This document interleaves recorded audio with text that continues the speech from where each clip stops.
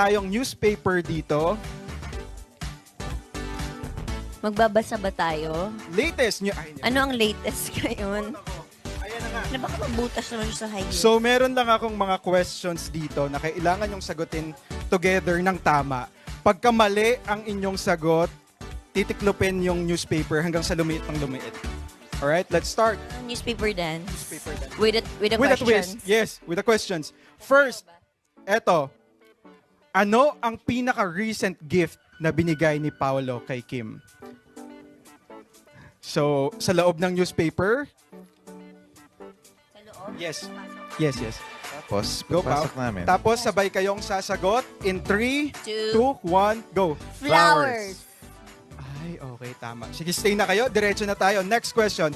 Ano naman ang pinaka-recent gift ni Kim kay Pao? Game? 3, 2, 1, go. Jacket. Damit. Damit Same, and jacket. Yes. Parehas. Okay. Next question. Dream destination ng Kim Pao together. 3, 2, 1, go. Beach. Deserve naman talaga ng beach trip talaga. Gusto kong mag-swimming Hey! sa balong malalim. Next, sino ang mas maraming kwento sa inyong dalawa pagka magkasama? In 3, 2, 1, go. Si Kim. Ako. Oo. Oo, kasi pag magkasama kami, kunyari madami kami, sabihin ko sa kanya, huy, nandito ka pala. Kasama ka. Kanina ka pa ba? Hindi ko sila naramdaman eh. Ayun na nga. Next question. Ano ang favorite food nyo together? 3, 2, 1, go. Noodles. Noodles. Eh. Okay, so titiklo Hello! po. Titiklo po ang ating papel. Itiklop natin. Ayan. Yan.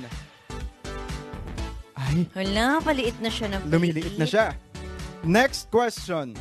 Ano ang nickname nyo sa isa't isa? Sa loob ng papel, Kim. Pao. Kim at Pao. O, tama. Kim Tama. Pao. Oo, Kim Pao. Bakit? Last question.